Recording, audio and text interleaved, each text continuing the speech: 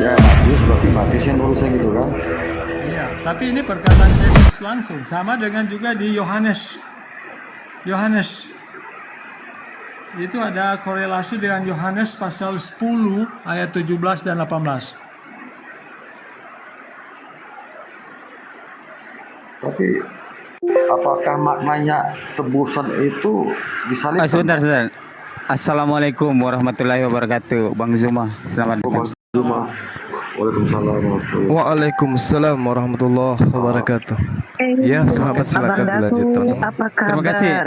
Abang Dacuma. Terima kasih Bang Zuma ya. Alhamdulillah baik Bunda, Masya Allah. Alhamdulillah. Alhamdulillah. Bunda gimana Masya kabarnya? Allah. Nah, ini Sehat? Alhamdulillah berkah doa Abang Dan. Ya lanjut. Tunggu aja kapan Bang Zuma ke sini Bunda undang ya teman-teman. Nanti kami akan siaran dari Amerika dengan Bang Zuma. Yes, insyaallah. Amin. Aminkan dong, aminkan. Amin Bunda. Saya baru kali ini satu room dengan Bang Juma. Terima kasih Bang Juma. Iya Bang, ya Bang. Sama-sama Bang. Dengerin aja, yang penting kan dengerin. Gimana Abang Daku? Iya, gimana? Ayo. Nah, jadi nanti kalau Bang Zuma kesini Bang, tuh Bunda cuma minta satu aja Bang, bawain jengkol aja Bang, nggak usah yang lain-lain Bang. Iya. Masya Allah. Itu Bang. Ayo kita mulai nih. Teman-teman mampir nanti kapan Abang Da akan mampir di tempat Bunda, di Komal Bunda, biar bisa langsung 9 gitu ya teman-teman. Nah sekaligus kalau Bang Zuma ini kan beliau tuh hafal tuh pasal-pasal ayat dalam Bible. Bunda biar bagian yang membukakannya aja lah Bang Zuma ya. Ya Bunda ada aja. Iya, Bunda yang membukakannya. Iya, gimana? Nah, nanti teman-teman apa yang udah dibukain Bang Zuma, nanti Bunda buka yang 100 tahun atau yang 300 atau yang lebih tua. Setuju nggak Bang Zuma? Insya Allah. Iya. Iya nih. Iya. Ada pengikut jalan lurus. Bang Felix gimana Bang? Oke, Gimana sempat Bang saya Felix? dengarkan tadi ya Pak. Sempat dengar sedikit, makanya saya terang ke atas nih nyimak tadi pembahasannya bahwa Yesus itu adalah apa tadi bilangnya itu jalan yang lurus kan gitu, yang harus ditaati kemudian. Betul nggak Bang Dan? Kalau saya boleh mulai sedikit ya teman-teman, Bunda, nanti ditanggapi dari pihak Kristen. Iya, baik. Jadi kalau di Islam itu terpolah dengan apa yang kemudian diterangkan dalam Al-Quran surah As-Zukhruf ayat 63. Bismillahirrahmanirrahim. Walamma ja'a Isa bil bayyinati qala qad ji'tukum bil hikmah wa li ubayyina lakum ba'dal ladzi takhtalifuna fi fattaqullaha wa ati'un. Jadi di sini diterangkan kemudian bahwa Nabi Isa alaihissalam datang kepada Bani Israel membawa hikmat Injil, sebuah keterangan. Lalu kemudian beliau berkata, sungguh aku datang kepadamu dengan membawa hikmah dan untuk menjelaskan kepadamu sebagian dari apa yang kamu perselisihkan, maka bertakwalah kepada Allah, bertakwa kepada yang mengutus Isa, dan taatlah kepadaku, taat kepada pengajaran Isa alaihissalam. Nah, kaitannya dengan ini ada hal yang menarik di dalam kitabnya sahabat kita Kristen, yang sekali lagi saya katakan ini sangat mengkhawatirkan saya gitu. Di dalam Yohanes 3 nomor 36, barang siapa percaya kepada Yesus, ia beroleh hidup yang kekal. Kalau percaya kepada Yesus. Tetapi barang siapa tidak taat kepada Yesus, ia tidak akan melihat hidup, melainkan murka Tuhan tetap ada di atasnya. Jadi orang yang tidak taat kepada Yesus itu dimurkai oleh Tuhan. Nah, ini yang saya ingin tahu dari pihak Kristen sebelum kita diskusi lebih jauh. Ketaatan seperti apa yang Kristen telah praktekkan di dalam kehidupan keberagamaannya terkait dengan Yesus yang adalah juru selamat. Mungkin kira-kira gitu teman-teman, kita bahas pelan-pelan. Silakan. Oke, shalom untuk semua, boleh ditanggapi. Silakan Mbak, silakan. Oke, jadi semua yang mengaku pengikut Yesus wajib ya menuruti akan perintah-perintah Yesus tentunya. Secara garis besarnya tentunya kita harus menuruti akan 10 perintah Allah. Ya. Kemudian itu sederhanakan, kasih kepada Allah dan kasih kepada sesama manusia. Kalau kita kasih kepada Allah, tentunya kita akan tidak membuat patung, ya. Jangan ada ilah lain di depan hadiratku. Jangan menyebut nama Tuhan Allah dengan sia-sia. Ingat dan kuduskan hari Sabat, itu kasih kepada Allah. Dan kalau kita kasih kepada sesama manusia, tentunya kita tidak akan membunuh, kita tidak akan berzina, kita tidak akan mencuri, mengingini, menghormati orang tua, dan seterusnya. Jadi itu sebetulnya implementasi dari kita mengasihi Yesus.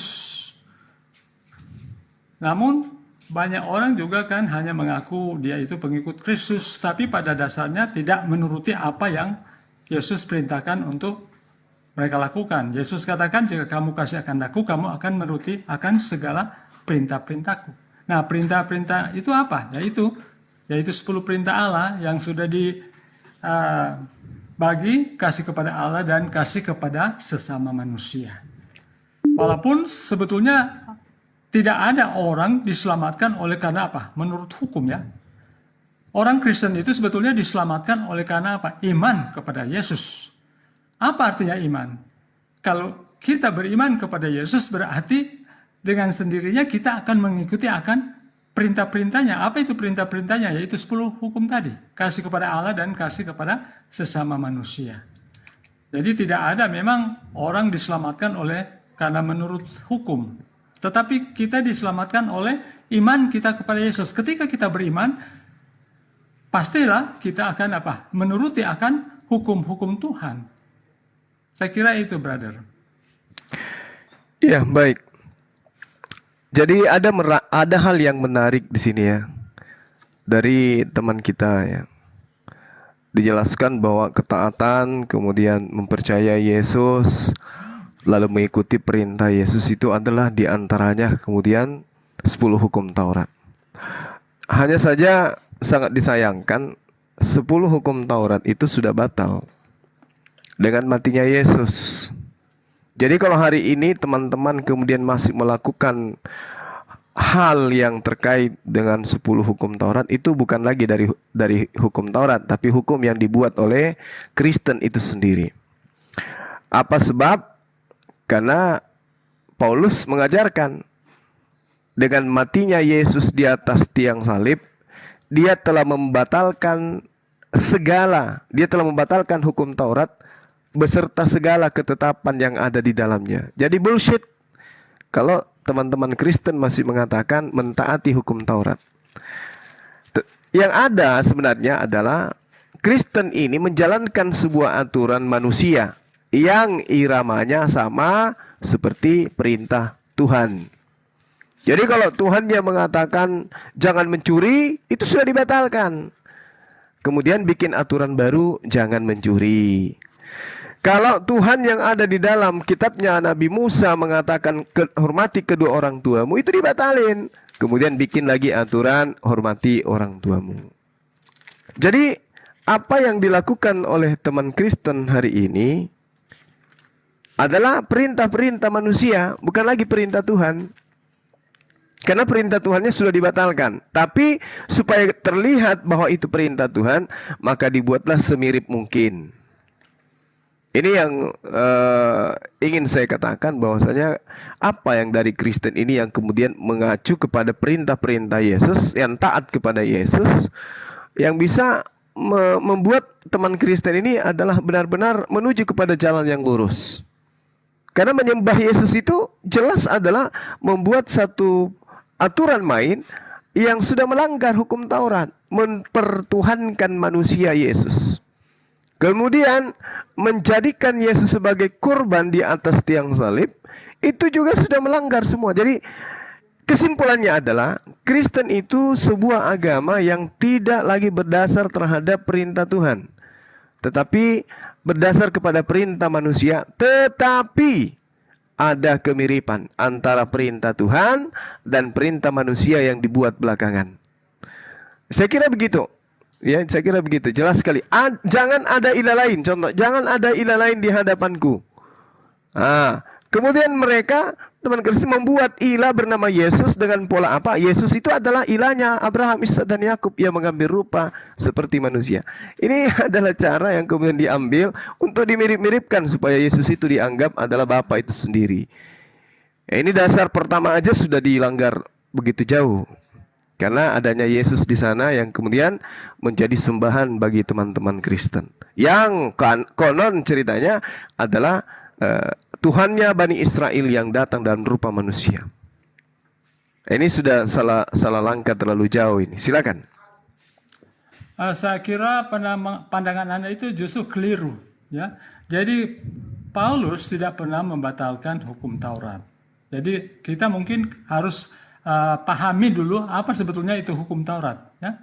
Jadi berbicara tentang hukum Taurat sebetulnya ada 3 bagian, ya, hukum Taurat itu. Yaitu pertama adalah hukum sipil. Hukum sipil ini yaitu mengatur banyak tentang berhubungan dengan adat istiadat Israel, ya, hukum yang berhubungan dengan kesehatan, kebersihan, penyakit dan lain-lain. Kemudian ada juga hukum upacara. Ini adalah hukum Ka'bah, mengatur upacara agama bangsa Israel yang menunjuk kepada sebetulnya itu Mesias, ya, itu Yesus Kristus. Dan hukum moral itu yang masih berlaku. Tapi kalau hukum upacara, sebagian hukum sipil itu bagi orang Israel itu tidak berlaku lagi. Tapi yang berlaku itu adalah hukum moral. Itu sebabnya Paulus mengatakan di dalam Roma pasal 3 ayat 31. Jika demikian, adakah kami membatalkan hukum Taurat karena iman? Sama sekali tidak, sebaliknya kami meneguhkannya. Jadi Paulus tidak pernah membatalkan hukum Taurat. Yang dibatalkan yaitu hukum upacara dan juga hukum sipil yang tidak berlaku lagi. Itu sebabnya orang Israel saat ini tidak lagi mengorbankan kambing ataupun domba, karena itu sudah digenapi ketika Yesus mati di kayu salib. Jadi berbicara tentang hukum moral yang 10 hukum itu berlaku, itu kekal itu. Apa sebabnya Yesus katakan langit dan bumi ini akan runtuh, tapi hukumnya tidak akan lenyap. Ya, sebelum langit dan bumi ini runtuh itu hukumnya itu tidak akan lenyap. Itu sebabnya orang Kristen kalau misalnya hukum itu tidak berlaku, berarti orang Kristen sudah bisa mencuri, sudah bisa membunuh, sudah bisa mengambil milik orang, sudah bisa membuat patung. Tapi faktanya kan tidak. Walaupun ya harus diakui juga ada orang Kristen yang mengakui Kristen tapi ya tidak mengikuti akan hukum-hukum Tuhan. Jadi orang Kristen itu tetap memegang teguh akan 10 perintah Allah, yaitu kasih kepada Allah dan kasih kepada sesama manusia.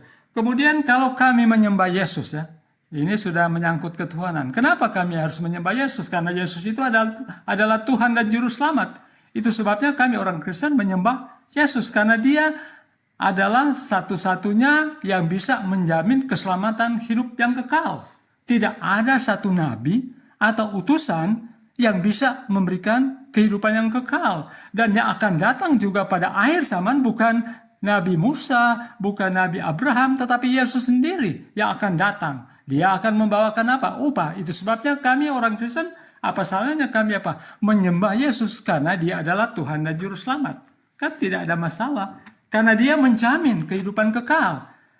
Musa itu walaupun dia adalah nabi yang terbesar, Abraham sekalipun dia adalah nabi yang terbesar, tetapi dia tidak bisa menjamin keselamatan.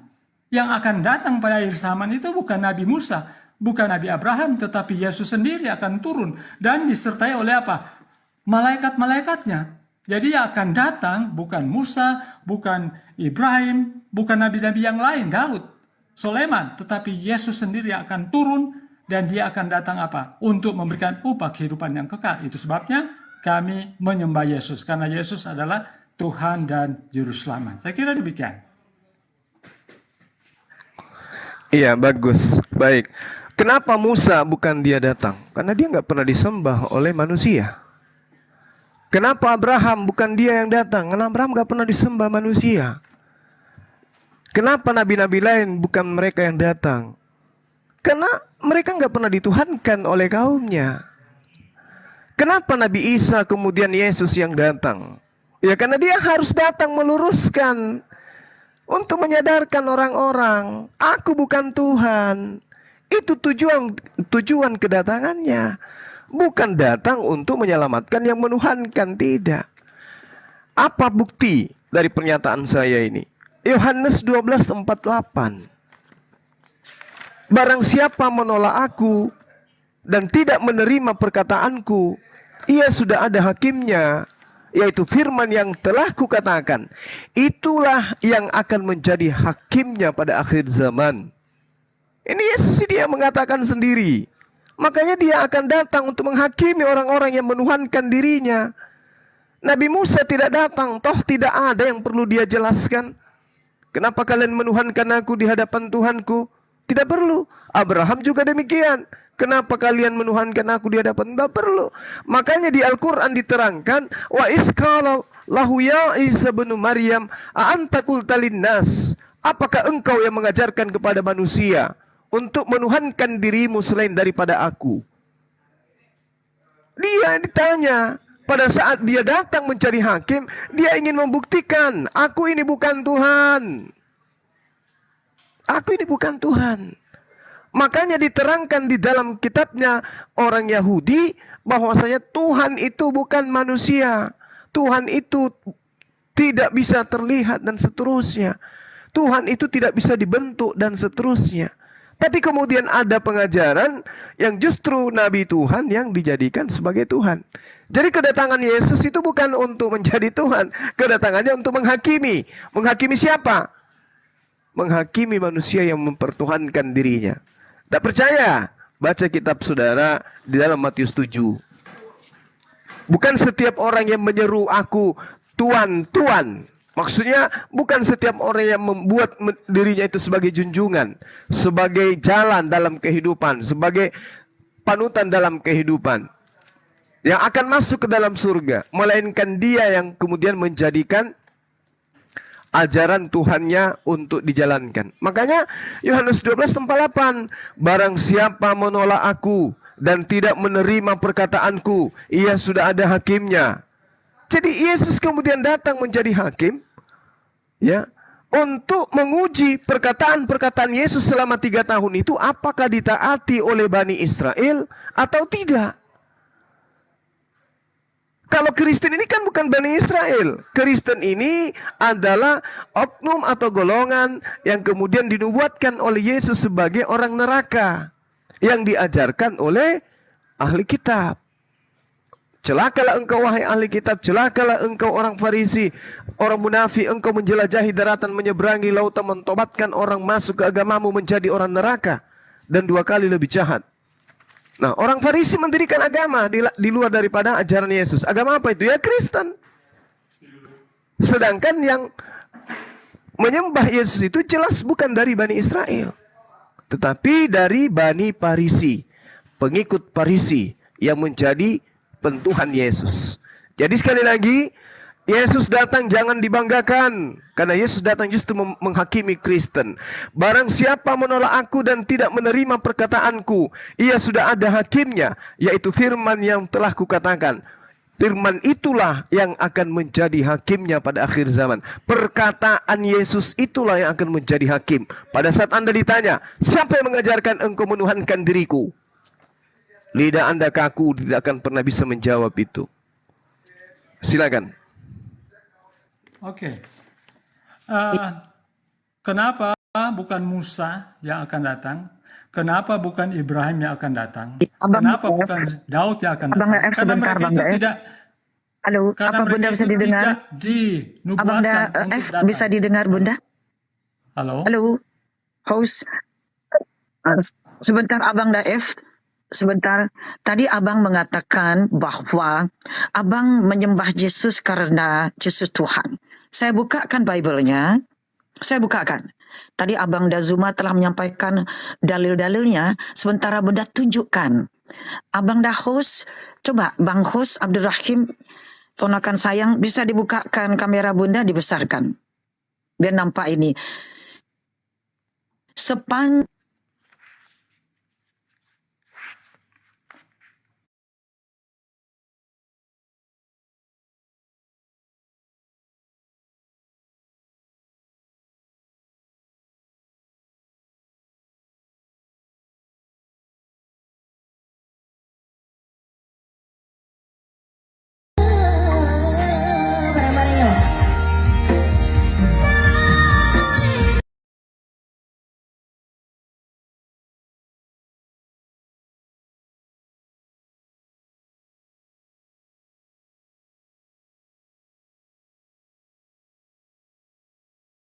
Ingin punya rumah untuk tempat bermesra, kau dipanggil.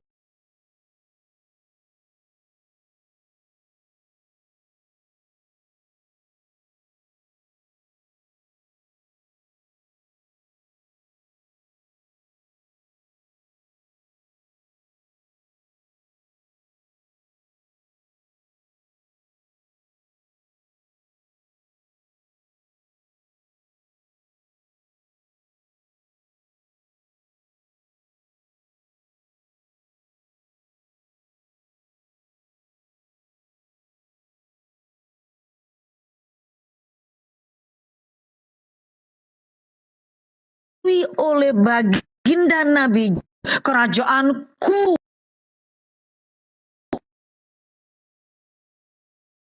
Lanjut.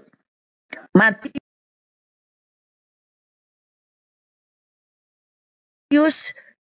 yang agak ke bawah sedikit. Pasal 6. Kita lihat nih. Cara. Nih.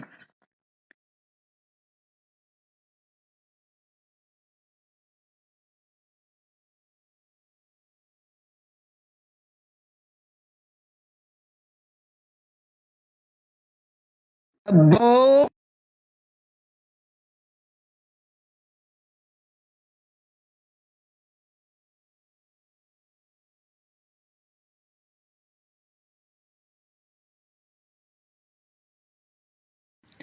Lanjut Bang pengikut Jalan Kristus, lanjut. Oke. soleh ini Silakan. Saya akan lanjutkan, mendapatkan apa yang Anda minta. Bukti dari Bible. Yesus pun, baginda Nabi Yesus alaihissalam, tidak pernah. Ya, silakan saudara. Pengikut Oke, jalan. saya akan tanggapi ya. Kenapa bukan Musa yang akan datang di akhir zaman, di hari kiamat? Mengapa bukan Ibrahim atau Abraham? Mengapa bukan Raja Daud, Raja Sulaiman? Karena mereka itu tidak dinubuatkan. Ya, mereka itu tidak dinubuatkan dalam Alkitab maupun dalam Al-Quran Anda bahwa mereka yang akan datang. Tapi yang dinubuatkan yang akan datang yaitu apa? Yesus Kristus sendiri. Kemudian kalau Anda katakan Yesus akan berkata, bukan semua orang yang berseru kepadaku Tuhan, Tuhan yang akan masuk dalam kerajaan surga. Betul itu. Karena banyak juga orang Kristen yang mengaku Kristen tapi tidak mengikuti akan perintah-perintah Tuhan. Pasti Tuhan akan mengatakan aku tidak mengenal kamu, nyalah kamu daripadaku. Jadi menjadi seorang Kristen yang sejati bukan hanya sekedar percaya. Percaya itu harus dibuktikan dengan buah-buah. Ya, apakah kita sudah menuruti akan perintah-perintahnya atau tidak? Kalau kita hanya mengaku sebagai pengikut Kristus tetapi kita tidak mengikuti akan hukum-hukumnya, itu nol besar itu. Itu sama dengan aku tidak mengenal kamu, nyalah kamu daripadaku, kamu yang pembuat kejahatan. Tetapi ketika Yesus datang, ketika Yesus akan datang kembali, dia akan memberikan upah kepada kita. Tidak ada dalil dalam Alkitab, Yesus akan menghakimi kita, umat-umat Kristen yang percaya kepadanya, karena kita mentuhankan Yesus. Tidak ada dalilnya. Tidak ada satu dalil dalam Alkitab ataupun dalam Al-Quran, karena kita mentuhankan Yesus, kemudian kita akan diadili. Tidak. Dalam Wahyu pasal 1 ayat 7 dan 8 dikatakan, lihatlah ia datang dengan awan-awan dan setiap mata akan melihat dia. Juga mereka yang telah menikam dia. Dan semua bangsa di bumi akan meratapi dia. Ya, amin. Ayat 8, dan aku adalah Alfa dan Omega, firman Tuhan Allah yang ada dan yang sudah ada dan yang akan datang, yang Maha Kuasa. Inilah ya yang diucapkan oleh Yesus Kristus sendiri. Kemudian di Wahyu pasal 22 juga ayat 13 demikian. Abangda Felix itu baru akan. Di Wahyu itu Abangda, itu baru dikatakan akan melihat. Jadi belum terjadi. Akan melihat. Datang. Sementara Sebabnya Bible yang Bunda tunjukkan itu ada di sini. Itu kan akan datang ketika hari kiamat. Ketika belum dia terjadi, akan datang abangku. untuk menghakimi dunia ini. Sekaligus juga dia akan apa? Membawa upah. Berarti abangku, untuk upah. Sesuatu yang, ini abangku. Oke. Apa yang belum terjadi yang dibawakan dalam kitab Wahyu? Mau nggak abang saya kasih tahu dari mana datangnya kitab Wahyu itu? Pertama, ketika surat-surat dikirimkan, ini Paulus loh. Mantap ini bang. Kalau abang bilang dari Allah, saya tunjukkan. Bukan Paulus, Bunda. Ini Yohanes. Saya tunjukkan bang.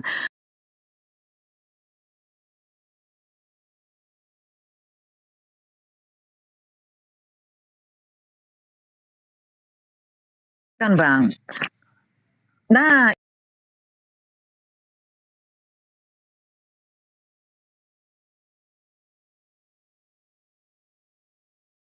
Yohanes itu bang, itu baru muncul kapan bang? Yohanes itu baru muncul abangku, kita belajar sejarah.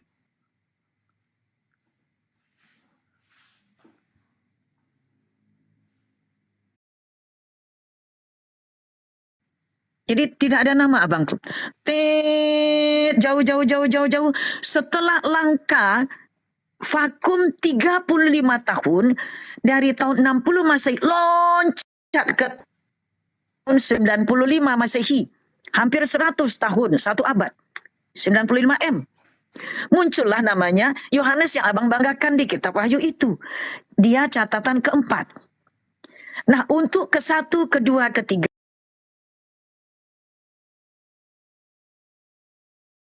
ini disebut synoptic gospel. Gospel yang berkaitan satu dengan lainnya.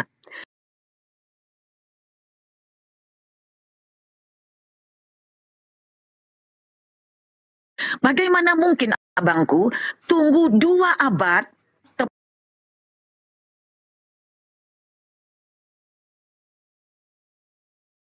tepatnya tahun 180 Masehi. Tuh.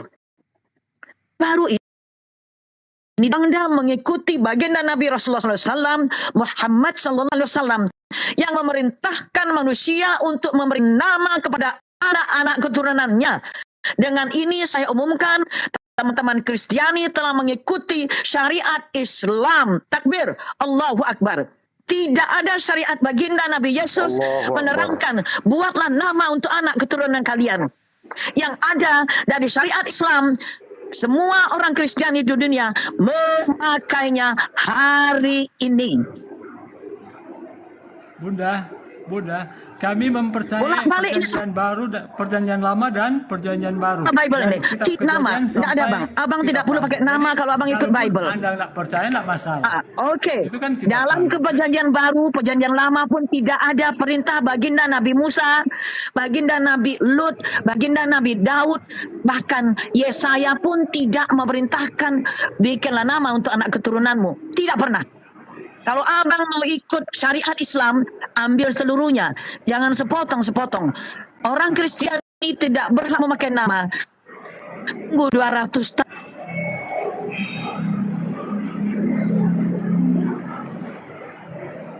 Syariat. Ya, silakan lanjut. Pengikut jalan lurus. Lanjut. Saya kira demikian. Mungkin dari Bang Zuma. Tanggapan dari Bang Zuma. Oke, baik. Iya, baik. Jadi kalau saudara saya mengatakan bahwa saya Kristen itu akibat menuhankan Yesus, tidak ada kemudian ajaran yang mengatakan bahwa Kristen akan ke neraka, itu keliru. Justru dengan sangat jelas dikatakan di dalam kitab saudara meskipun tidak disebutkan kata Kristen. Contoh misalnya, di dalam Matius 5 nomor 19. Karena itu siapa yang meniadakan salah satu dari perintah hukum Taurat, sekalipun yang paling kecil. Saya ulang. Karena itu siapa yang meniadakan salah satu perintah hukum Taurat, sekalipun yang paling kecil, dan mengajarkannya demikian kepada orang lain, ia akan menduduki tempat yang paling hina. Nah, jadi kalau di dalam original teksnya itu alekistos, artinya tempat yang paling hina, alias neraka, kerajaan langit. Ya, jadi terjemahannya itu surga keliru ya. Kerajaan langit sebenarnya di situ. Jadi bagaimana dengan Kristen? Kristen menjelaskan bahwasanya orang Kristen tidak hidup lagi dalam hukum Taurat, tapi hidup dalam ajaran kasih. Berdasarkan pengakuan Yesus, kemana Kristen ini pergi? Ke tempat yang paling hina. Itu nggak bisa dibantah. Karena itu siapa yang meniadakan salah satu perintah hukum Taurat, meskipun yang paling kecil, dan mengajarkannya demikian kepada orang lain, ia akan menduduki tempat yang paling hina di dalam kerajaan langit. Elakistos. Nah, ini bukti bahwasanya Kristen itu semuanya akan dilemparkan ke neraka. Nggak bisa tidak. Kenapa? Karena Kristen itu berdasarkan pengajaran Paulus, dengan matinya Yesus, maka Kristen kemudian mengimani pembatalan hukum Taurat beserta segala ketetapan yang ada di dalamnya. Ini poin yang tidak bisa kemudian teman Kristen sembunyi dari sana. Karena memang Paulus ini adalah oknum yang tidak pernah taat kepada hukum Taurat. Setelah dia kemudian mengaku bertobat. Setelah mengaku bertobat, justru dia menganggap bahwasanya hukum Taurat itu adalah sampah. Itu pengakuan Paulus sendiri, bahwa hukum Taurat itu adalah sampah. Ya, maka ketika saudara mengatakan orang Kristen itu tidak menghilangkan, kemudian orang Kristen itu taat kepada hukum Taurat, itu bullshit, itu mustahil. Jadi sekali lagi, dengan menuhankan Yesus itu bukti pembatalan hukum Taurat. Nah, dengan mengakui bahwasanya orang Kristen ini pengikut daripada Yesus, itu justru membatalkan hukum-hukum yang datang kepada Yesus. Kenapa? Karena hukum Taurat itu hanya berlaku kepada Bani Israel. Boleh kita lihat dalam Yeremia 31-33. Perjanjian baruku dengan kaum Israel dan kaum Yehuda, yaitu aku akan memasukkan hukum Taurat kepada batin setiap manusia, setiap Bani Israel. Tapi itu dibatalkan. Ternyata hukum Taurat itu untuk seluruh umat manusia, sehingga harus ada korban di atas tiang salib untuk membatalkan hukum Taurat ini. Ya, dengan demikian sekali lagi saya katakan bahwasanya kalau saudara saya mengatakan tidak ada dalilnya menyembah kepada Yesus itu akan masuk ke dalam neraka, tidak ada dalilnya Kristen masuk ke dalam neraka. Matius 5 nomor 19. Karena itu siapa yang menyediakan salah satu perintah hukum Taurat, sekalipun yang paling terkecil, apalagi menghilangkan menyembah kepada Tuhannya Yesus, mendudukkan Yesus sebagai Tuhan, tidak sunat, makan babi dan seterusnya, maka perintahnya ia akan menduduki tempat yang paling hina di dalam kerajaan langit. Nah, tolong dibantai ini, silakan. Selamat malam. Selamat malam, bisa memberikan Semangat malam, silakan. ya, saya ya, tanggapi ya. Oke. Jadi begini, Bro Suma. Ya, saya ingin sampaikan bahwa firman Tuhan jauh dari apa yang Anda katakan. Ya. Jadi, satu contoh yang paling simpel. Tuhan Yesus berkata dia datang untuk menggenapi hukum Taurat. Apa yang dia genapi? Sangat jelas ya, saya bacakan. Ya, pada kedua hukum inilah tergantung seluruh hukum Taurat dan kitab para nabi. Itu salah satu contoh bahwa hukum kasih itu menggenapi hukum Taurat. Oke ya. Jadi Anda jangan main-main ya. Jadi Anda jangan menyerongkan firman Tuhan. Itu yang pertama. Terus yang kedua, Anda katakan bahwa orang Kristen itu masuk neraka. Anda itu menuduh dan fitnah. Justru Anda yang tidak menerima Yesus sebagai Tuhan dan Juru Selamat. Aku turunkan kau ya. Sebentar dulu. Kalau itu halo. kan sudah. Win, Sebentar dulu. sebentar. Ini Diam aku turunkan, dulu. kurang ajar kau, aku turunkan. Kurang Bukan ajar kau, begitu. aku, Saya bawa firman Tuhannya aku, supaya ada penyeimbang. Jangan Anda main. Dah, aku turunkan. Ya, Dengar, ya ini lagi kau kurang ajar. diskusi ya, harus ya. Kalau mau diskusi boleh, yang penting jangan antam pribadi. Ya, Saya tidak terima kalau nonton pribadi. harus tertib. Ya, silakan lanjut, Bang Pengkip. Tertib ya. Oke, Silakan, Bang tanggapan Pengkip. saya ya. Jadi Brother Suma, jadi tidak ada hukum yang saya secara pribadi tetap mengikuti akan hukum Taurat. Yang tidak kami lakukan yaitu hukum upacara. Kemudian kalau Anda bilang bahwa 10 hukum itu hanya untuk orang Israel, bagaimana Allah akan menghakimi dunia ini kalau hukum itu hanya khusus untuk orang Israel? Ya kan? Penduduk dunia ini berapa miliar? Ada orang Kristen berbagai macam agama, suku, bangsa. Dan bagaimana kalau misalnya hukum ini hanya khusus untuk orang Israel?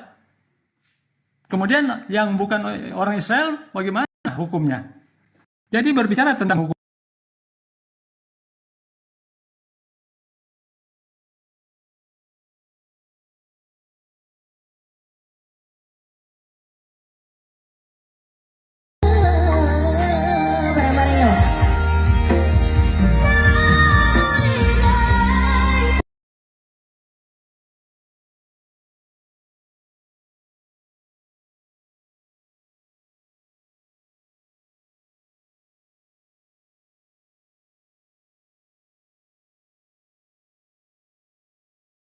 Juga tidak pernah membatalkan hukum Taurat. Jelas sekali di kitab Roma pasal 3 itu ayat 31.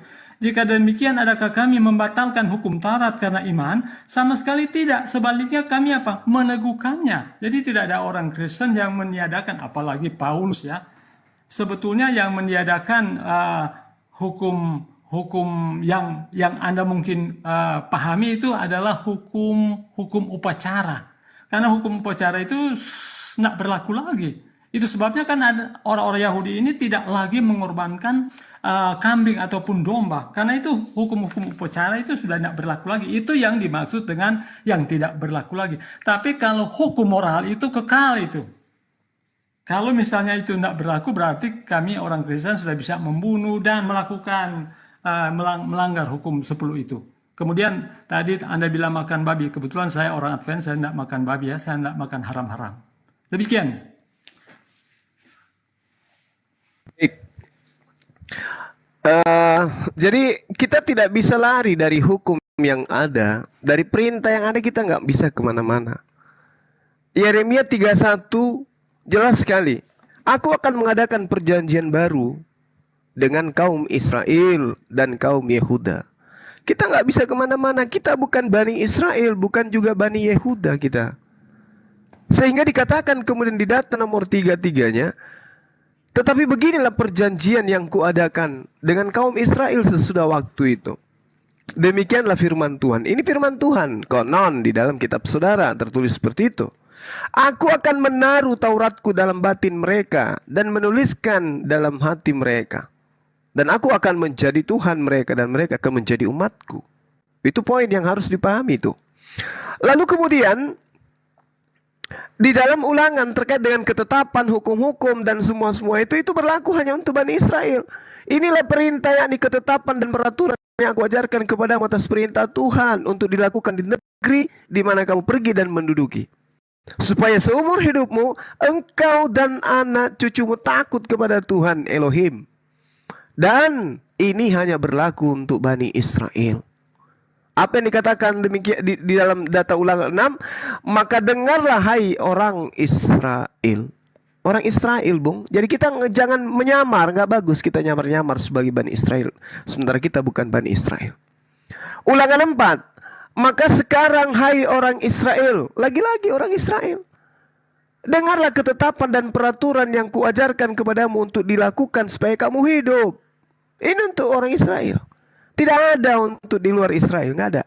Pada saat Tuhan berkarya kepada Nabi Musa alaihissalam. Kemudian di ulangan 33.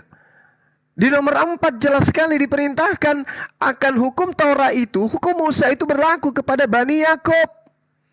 Kita bukan Bani Yakub, jadi jangan nyamar-nyamar. Nggak bagus. Itu perintah. Perintahnya untuk kepada Bani Yakub. Jadi tidak ada perintah di luar Bani Yakub pada saat Tuhan berkarya kepada Bani Israel. Nggak ada. Ketika Yesus kemudian datang kepada Bani Israel, tidak ada perintah di luar Bani Israel. Nggak ada. Makanya Yesus menganggap guguk orang yang di luar Bani Israel. Yesus sendiri yang mengatakan itu. Dan itu kita tidak bisa pungkiri. Oleh karena itulah kemudian kita nggak boleh, kalau kita ini bukan Bani Israel, kemudian kita ngaku-ngaku bahwa hukum Israel itu untuk kita penyamar. Kita nyamar-nyamar, padahal kita bukan. Lalu bagaimana solusinya? Allah Subhanahu wa taala kemudian mengatakan, bismillahirrahmanirrahim, ya ahlal kitab qad ja'akum rasulun yubayyinu lakum katsiran mimma kuntum tukhfu minal kitab wa ya'fu an katsir.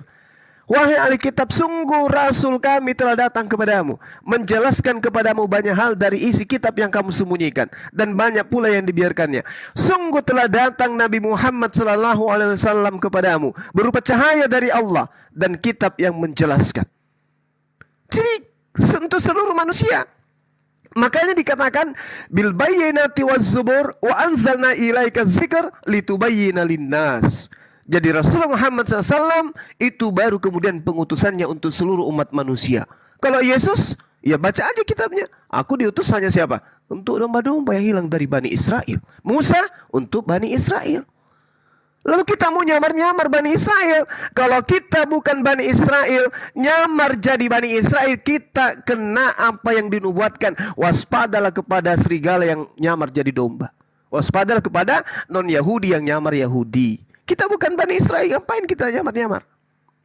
Ya, jadi ketika keselamatan itu datang kepada Bani Israel, ya untuk Bani Israel. Siapa yang taat kepada hukum yang datang kepada Bani Israel, itu yang taat, itu yang selamat. Yang tidak, ya tidak selamat.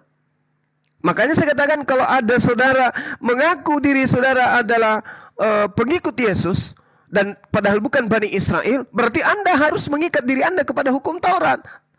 Kalau Anda ingin maksa diri Anda sebagai pengikut Yesus, mau tidak mau Anda harus tunduk dengan hukum Taurat. Kalau tidak, Anda kena hukum. Karena Anda sudah mengikat diri Anda sebagai Bani Israel, maka tidak ada satupun titik yang paling terkecil sekalipun yang bisa Anda tinggalkan di hukum Taurat itu. Jangan Anda kemudian mengatakan, itu kan cuma upacara. Oh tidak bisa. Setitik pun tidak bisa Anda hilangkan dari hukum Taurat. Kenapa? Karena Yesus sendiri yang mengatakan, barang siapa yang meniadakan setitik pun meskipun yang paling terkecil, lalu mengajarkan kepada anak, istri, keluarga, ipar, menantu dan seterusnya, maka dia akan menempati tempat yang paling hina. Elakistos.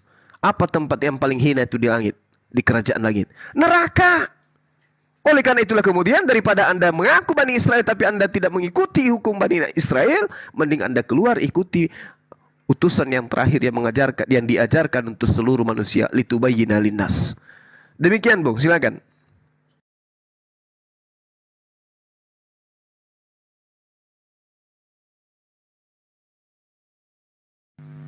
Ya, tertutup dia punya mic, Pak. Coba.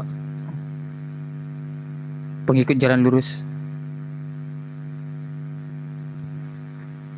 Termute, Bang. Halo, Bang pengikut jalan lurus atau Bang Vera? Sorry. Oke. Sorry. Tadi ada. Oh, ya, oke. Ya, oke. Bisa didengar? Oke. Oh, bisa. Sekali lagi ya. Coba agak kecil suaranya, coba didekatkan mic-nya. Oke. Jadi berbicara tentang hukum ya. Hukum ini adalah universal. Karena Allah pencipta alam semesta ini adalah bukan cuma Allah orang Israel. Hanya kebetulan saja mungkin Allah itu ada pada waktu zaman Israel itu, ya. Tetapi Allah yang kita sembah ini adalah Allah pencipta alam semesta, Allah untuk semua manusia, makhluk, ya. Bukan cuma untuk bangsa Israel. Itu sebabnya hukumnya juga itu adalah universal. Kalau misalnya hukum itu cuma untuk orang Israel, bagaimana dengan Adam dan Hawa? Bagaimana dengan Abraham? Abraham bukan orang Israel. Kemudian Anda mengatakan tentang Al-Quran ya. Abraham, Ishak dan Yakub, maaf ya, tidak pernah mengangkat Muhammad sebagai nabi. Ya. Abraham, Ishak dan Yakub tidak pernah mengangkat nabi yang dari Arab. Bagaimana saya mau percaya? Saya tidak percaya itu. Saya lebih percaya kepada Paulus, Yohanes, Petrus, dan Yesus daripada saya mau percaya kepada Muhammad. Karena Muhammad itu tidak pernah diangkat oleh Abraham, Ishak, dan Yakub. Itu sebabnya orang-orang Yahudi juga tidak menganggap Muhammad itu sebagai nabi. Bagaimana saya mau percaya akan Al-Quran Anda? Saya tidak percaya Muhammad sebagai nabi karena Allah Abraham dalam Alkitab tidak pernah mengangkat Muhammad sebagai nabi dari Arab. Jadi sekali lagi ya, berbicara tentang hukum, hukum itu adalah universal. Jadi semua bangsa, bukan cuma orang Israel. Karena mengapa? Bagaimana Allah akan menghakimi dunia ini kalau misalnya hukum itu hanya untuk orang Israel? Kemudian kami orang-orang Indonesia, orang-orang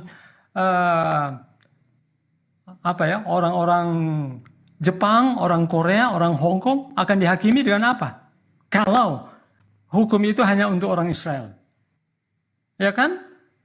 Pastilah hukum itu adalah universal. Jadi semua manusia itu akan dihakimi sesuai dengan tentunya apa? Hukum yang ada, yang sudah diluar oleh Allah sendiri. Yaitu 10 perintah Allah.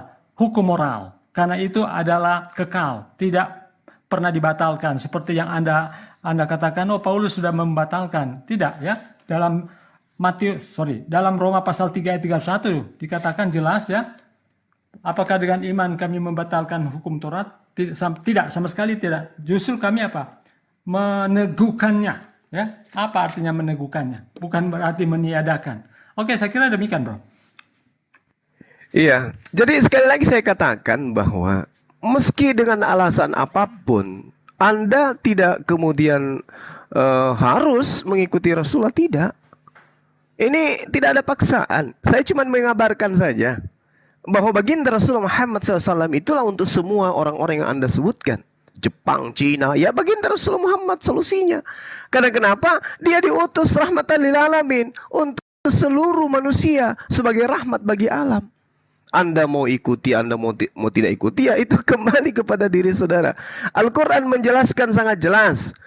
Yahdi bihillah manittaba'a ridwanahu subulan salam. Wa yukhrijuhum minaz zulumati ilan nur biizni wa yahdihim ila siratul mustaqim.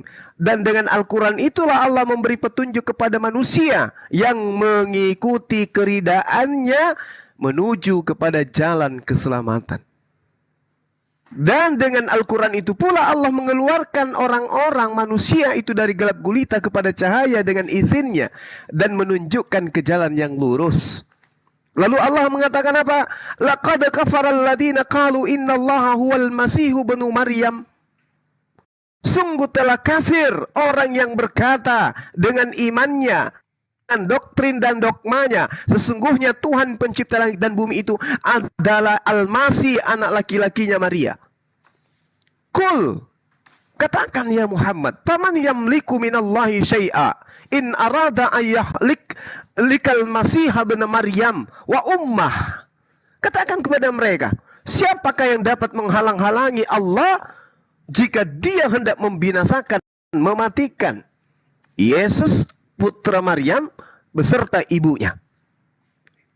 Ini Allah yang menjelaskan seperti itu. Jadi kalau kemudian saudara tidak mengimani, ya silakan. La ikrah fidin, tidak ada paksaan. Tetapi yang terpenting kemudian Anda harus sadari, hukum Taurat itu hanya untuk Bani Israel. Kemana lagi Anda akan mencari hukum selain daripada Anda menyamar sebagai Bani Israel? Sedangkan Yesus mengatakan, waspadalah kepada serigala-serigala yang nyamar menjadi domba. Artinya non-Yahudi yang nyamar-nyamar sebagai Yahudi. Karena hukum Yahudi itu hanya untuk Yahudi. Hukum Taurat itu hanya untuk Yahudi. Karena Anda bukan orang Yahudi dan tidak mampu kemudian melaksanakan apa yang diperintahkan Tuhan untuk orang Yahudi, maka ada sebagian yang dibatalkan. Yang mudah masih tetap dilakukan, tapi yang sesuai dengan Roma dan Yunani masih dilakukan.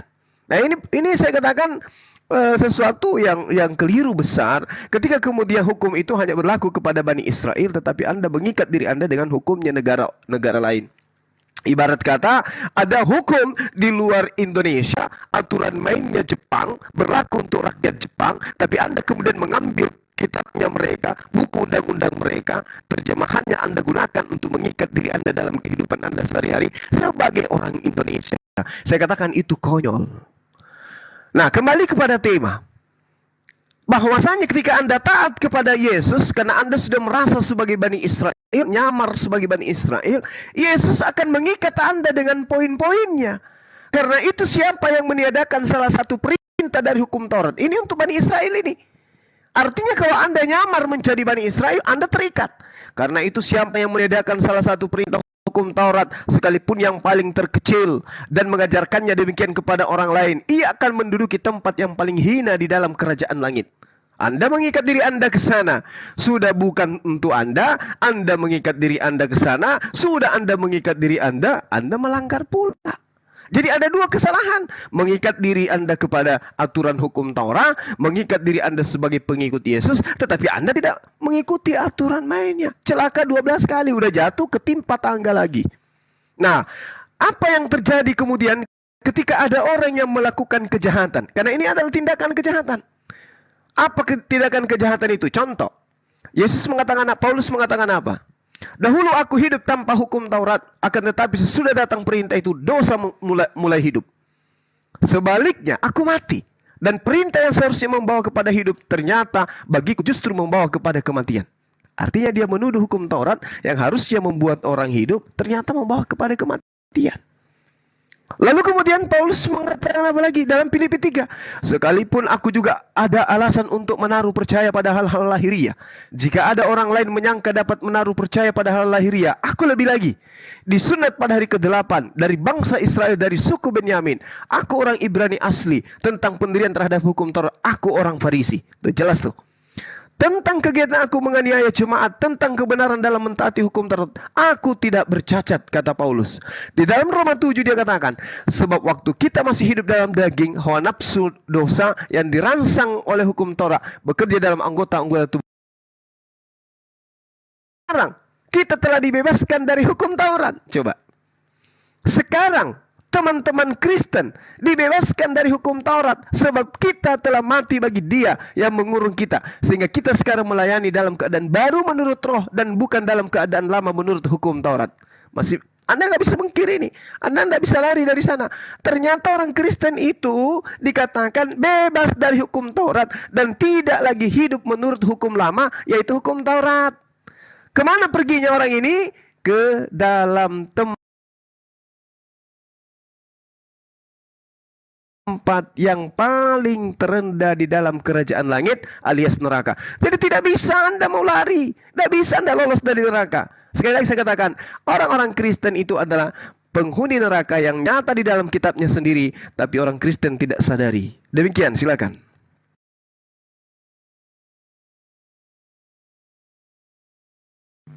Ya, silakan Bang pengikut. Mic-nya termute, dibuka mic. Jadi tidak ada dalilnya bahwa hukum Taurat itu hanya khusus untuk orang Yahudi. Yesus tidak pernah berucap bahwa hukum Taurat itu hanya untuk orang Yahudi. Ya. Jadi tidak ada satu dalil pun yang mengatakan, atau Yesus mengatakan, "Hei, orang-orang Kristen, ini hukum moral ini hanya untuk orang Yahudi." Kemudian orang yang tidak melakukan hukum sekecil apapun itu, dia akan menduduki tempat yang terendah. Ya betul. Jadi namanya itu tidak menurut, pasti ya dia tidak akan mendapatkan kehidupan yang kekal. Orang yang tidak menurut, tidak patuh kepada Yesus, sekalipun itu kecil, itu sangat tentunya mempengaruhi akan kehidupannya nanti. Tetapi ketika kita percaya kepada Yesus, kita beriman kepada Yesus, ya pasti kita akan mendapatkan kehidupan yang kekal. Dan janji-janji Tuhan tentunya pasti. Seperti yang terdapat di dalam Yohanes 3 ayat 16. Karena begitu besar kasih Allah akan dunia ini, sehingga ia telah mengaruniakan anaknya yang tunggal, supaya setiap orang yang percaya. Jadi setiap orang yang percaya, di sini tidak dikatakan setiap orang Yahudi. Setiap orang Yahudi yang percaya akan beroleh hidup yang kekal. Tidak disebutkan begitu, tetapi setiap orang. Kalau berbicara setiap orang berarti apa? Orang Indonesia, orang Arab, orang Amerika, orang Korea, orang Cina, orang Jepang, siapa saja kalau dia percaya kepada Yesus, pasti tidak binasa melainkan beroleh hidup yang kekal. Dan hanya Yesus satu-satunya jalan keselamatan. Dalam Yohanes 14 ayat 6, kata Yesus kepadanya, "Akulah jalan dan kebenaran dan hidup." Tidak seorang pun datang kepada Allah di surga kalau tidak melalui Yesus. Jadi Yesus satu-satunya jalan. Anda Di dalam Al-Quran Anda juga dikatakan Isa itu walaupun beda ya, Isa dan Yesus, tapi di dalam Al-Quranmu juga mengatakan bahwa Isa itu adalah jalan lurus yang harus diikuti. Tidak ada nabi di Al-Quran Anda Isa. Demikian juga di Alkitab kami dalam Yohanes 14 ya. Akulah jalan kebenaran dan hidup, tak seorang pun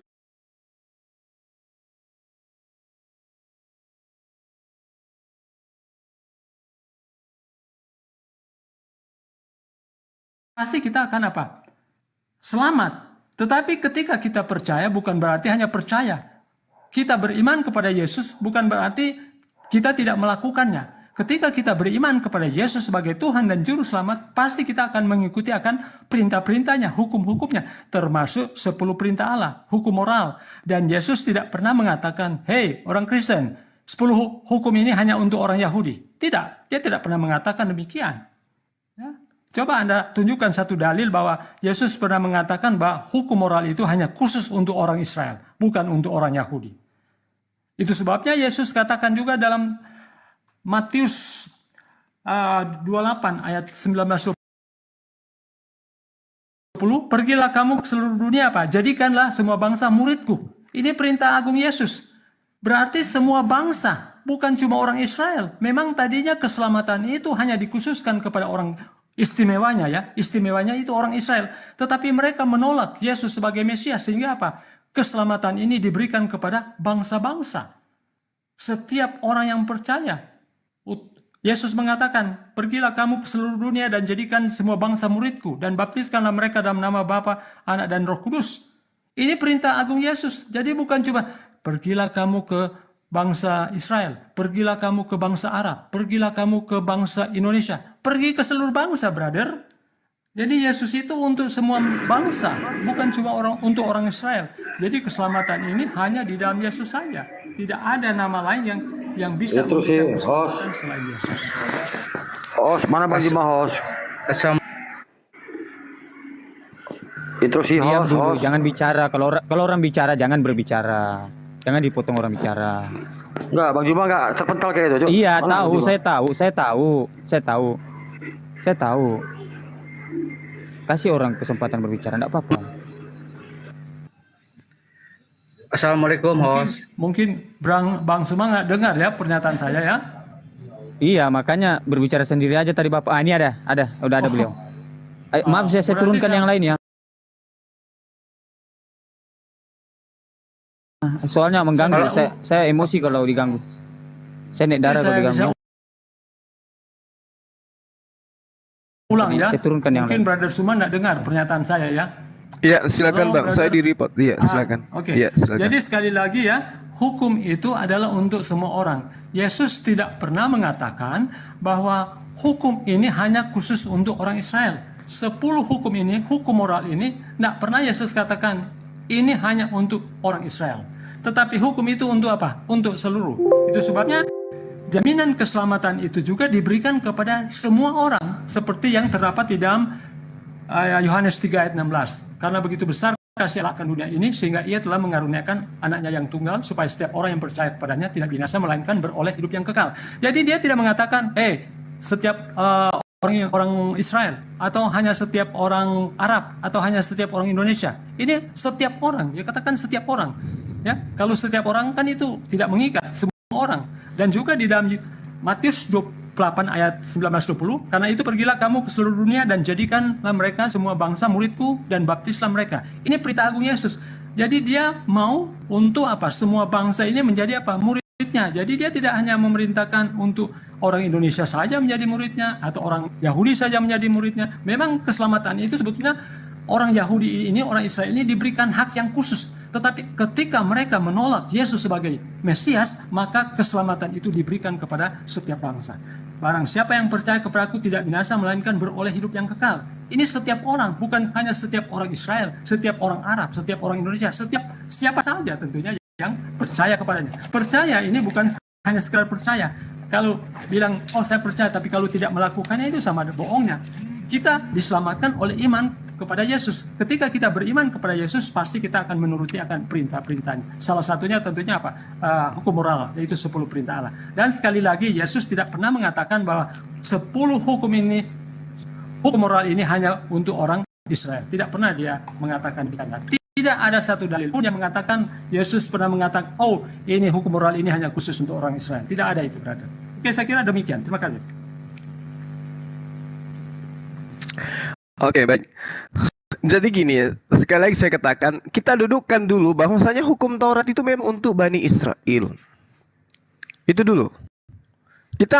Data yang kita gunakan itu data. Di dalam Ulangan 33, dijelaskan di data nomor 4, Musa telah memerintahkan hukum Taurat kepada kita, suatu milik bagi jemaah Yakub. Ini harus diakui dulu ini. Gak boleh kemudian kita ngadi-ngadi ngaku bahwa hukum Taurat itu untuk seluruh manusia.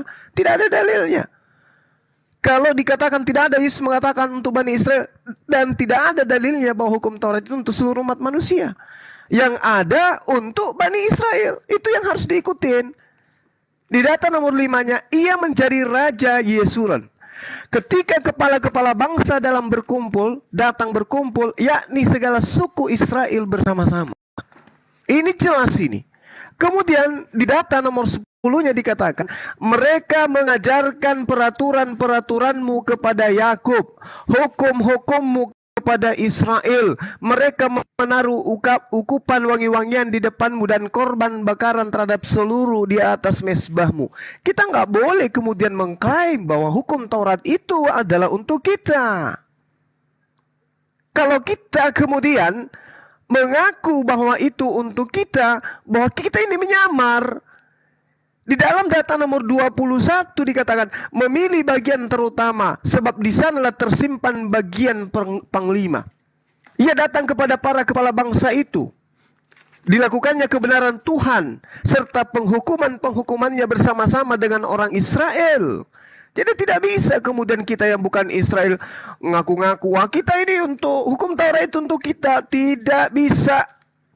Kecuali Anda ingin menyamar. Dan ingat, Yesus mewaspadai penyamar-penyamar yang datang kepada Bani Israel, yang kemudian mengaku sebagai Bani Israel itu sendiri. Dan Anda sekarang telah menyatakan itu, oh, saya ini adalah hukum Taurat itu untuk saya. Berarti Anda menggenapi apa yang Yesus katakan, waspadalah kepada serigala yang nyamar seperti domba. Itu satu.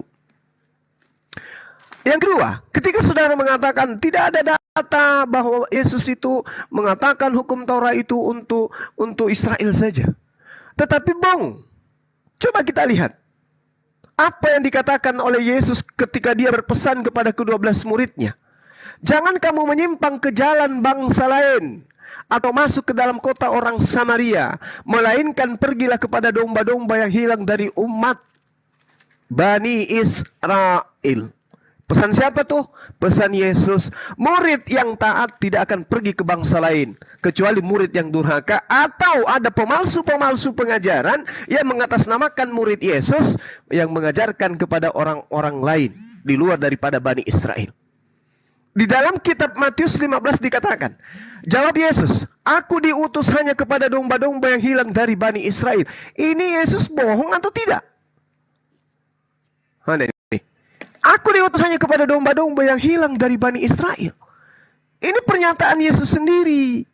Kemudian perempuan Kanaan yang ada pada saat itu, mendekati Yesus dan menyembah, sujud, menghormat ke Yesus. Dan berkata, Tuhan, tolonglah aku. Tetapi Yesus mengatakan apa? Tidak patut mengambil roti yang disediakan bagi anak-anak Yakub dan melemparkan kepada non-Yahudi atau guguk. Di dalam kaidah-kaidah yang ada di dalam internalnya Yahudi, guguk itu artinya abodah salah, orang di luar dari ajaran Bani Israel.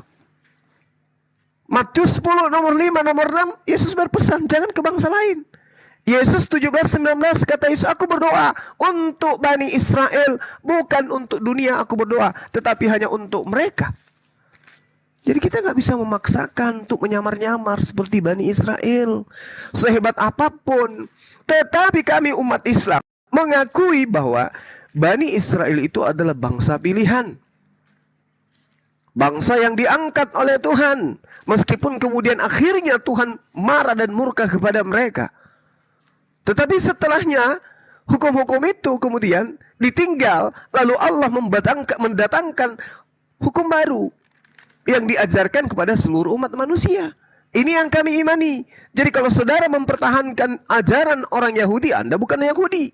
Berarti Anda adalah penyamar Yahudi.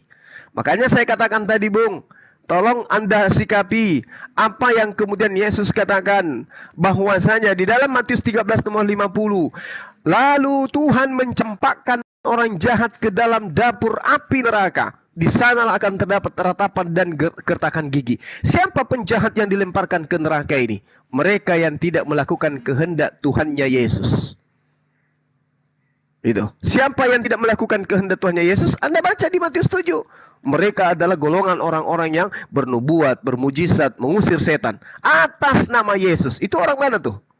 Hindu, Buddha, Islam atau Kristen?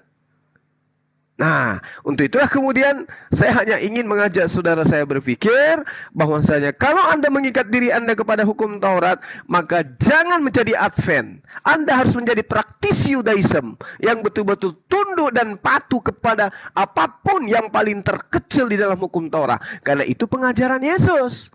Karena itu siapa yang meniadakan salah satu perintah hukum Taurat, bukan hanya perintah yang Anda maksudkan, semua 600 lebih perintah itu harus tidak boleh ditiadakan. Dan barang siapa yang meniadakan dan mengajarkan kepada orang lain, maka dia akan menempati tempat terhina. Nah, itu yang perlu saudara pahami dan saudara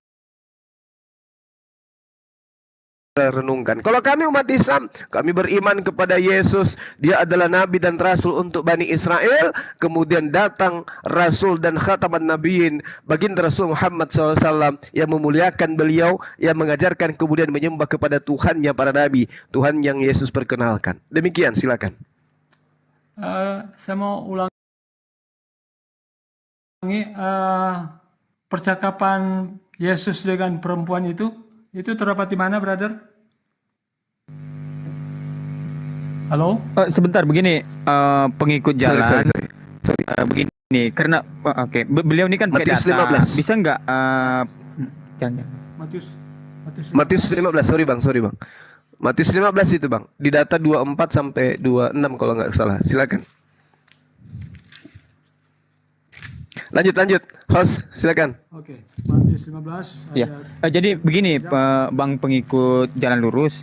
Oke. Mohon ini karena kita kan di sini diskusi ya, maksudnya dialog gitu. Bisa nggak dibacakan gitu dalilnya gitu loh. Kalau misalnya menyampaikan sesuatu pakai dalil gitu. Karena jujur aja yang saya dengar ini kayak jauh dari dalil gitu. Kalau mendekat sih tidak masalah, tapi ini jauh. Saya selalu tunjukkan dalil yang Yohanes 3:16 kan, karena begitu besar dan seterusnya. Kemudian juga di Matius 28 ayat 19-20 itu kan dalilnya juga itu. Kemudian tentang hukum. Oke, lanjut. Oke. Ya, oke. Jadi saya mau bantah bahwa Yesus itu hanya untuk orang Israel. Ya. Kalau kita baca dalam Yohanes 10 ayat 16, ada lagi padaku domba-domba itu harus kutuntun, juga yang mereka akan mendengarkan suaraku, dan mereka akan menjadi suatu kawanan dengan satu gembala. Jadi rupanya masih ada juga domba-domba yang lain yang di luar kandang. Jadi Yesus datang itu bukan hanya untuk orang Israel, tapi juga masih ada orang-orang yang di luar kandang yang harus dia tuntun untuk apa? Datang menjadi satu kawanan domba. Itu sebabnya dalam Matius 28 ayat 19 dan 20, ya, host boleh baca itu ya, Matius 28 ayat 19 dan 20, itu jelas sekali ya, perintah agung Yesus, pergilah kamu ke seluruh dunia dan jadikan semua bangsa muridku dan baptislah mereka dalam nama Bapa, Anak, dan Roh Kudus. Itu semua bangsa, itu perintah Yesus. Jadi kalau Yesus itu cuman khusus orang Yahudi, pasti dia tidak akan memerintahkan murid-muridnya untuk apa? Pergi ke seluruh dunia untuk menjadikan mereka pengikut Yesus. Kemudian Brother Suma juga menyinggung tentang nabi-nabi palsu ya. Ajaran-ajaran palsu yang menyamar. Siapa yang menyamar? Ya? Siapa yang menyamar? Sebetulnya tidak ada yang menyamar. Kalau misalnya ajarannya itu sudah bertentangan dengan firman Tuhan, nah itu disebut nabi palsu. Contoh ya, di dalam 4 Injil mengatakan bahwa Yesus itu disalib. Tetapi ada yang mengatakan bahwa Yesus itu tidak disalib. Bukankah itu nabi palsu? Ya, dikatakan Yesus itu disalib, mati, bangkit, kemudian naik ke surga. Tapi ada yang menyangkal bahwa Yesus itu tidak pernah disalib. Padahal 4 Injil mengatakan Yesus itu disalib, bangkit, ya, kemudian naik ke surga. Kemudian ada juga saksi-saksinya. Jadi kalau yang mengatakan bahwa Yesus tidak disalib itu bisa digolongkan juga sebagai nabi palsu. Kemudian ketika Yesus datang pada kali yang kedua, ya, bukan setiap orang yang berseru kepadaku Tuhan, Tuhan yang akan masuk surga, ya, tetapi melainkan mereka yang melakukan kehendak Bapakku di surga. Kalau kita baca itu, ya, ada mungkin orang sudah taat kepada perintah-perintah Tuhan. Tetapi apa Yesus katakan? Ketika aku lapar, kamu tidak memberikan makan. Ketika aku haus, kamu tidak memberikan minum. Ketika aku telanjang, kamu tidak memberikan aku pakaian. Ketika aku sakit, kamu tidak akan tidak mengunjungi aku.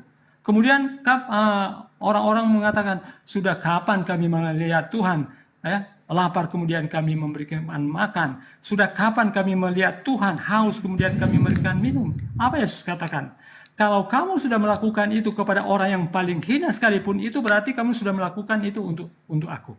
Itu sebabnya Yesus katakan, aku tidak mengenal kamu, nyala kamu daripadaku. Hanya mengaku Kristen, pengikut Yesus, tapi apa? Tidak mempraktekkan itu kasih. Itu sama saja itu. Jadi sekalipun kita mungkin tidak membunuh, kita tidak berzina, kalau kita tidak memperdulikan orang-orang miskin yang ada di sekitar kita, tidak bersedekah, itu sama saja kita melanggar hukumnya. Ya, jadi sekalipun kita sudah melakukan 10 perintah, tetapi kalau kita melanggar salah satu itu sama dengan 0, salah semua itu. Ya, saya kira demikian, brother. Oke, baik. Terima kasih banyak saudara saya. Jadi gini, sekali lagi saya katakan, ketika saudara saya mengatakan bahwasanya Yesus itu diutus kepada masih banyak lagi domba-domba di dalam Yohanes 10 itu, ya. Dikatakan oleh Yesus di dalam data nomor 27 dari Yohanes 10. Aku mengenal pengikutku. Pengikutku mengikuti aku dan mendengarkan aku. Berarti sekali lagi saya katakan, apakah Kristen ini mengikuti Yesus? Tidak. Dari aspek apa dikatakan Kristen ini mengikuti Yesus? Dari segi prosesi bertuhan, tidak ikut Yesus. Dari prosesi ibadah, tidak ikut Yesus. Dari prosesi akidah, tidak ikut Yesus. Dari prosesi kitab suci, mendalami kitab suci, rumah ibadahnya dan seterusnya, tidak mengikuti Yesus, tidak sama seperti Yesus. Maka inilah yang saya katakan, waspada kepada serigala yang nyamar seperti domba. Anda tidak boleh mencari nabi palsu di luar Bani Israel. Gak boleh. Gak boleh. Karena antikristus dan nabi palsu, pengajar palsu itu menurut Yesus muncul dari tengah-tengah Bani Israel dan sesama dengan Yesus. Saya kasih polanya gini.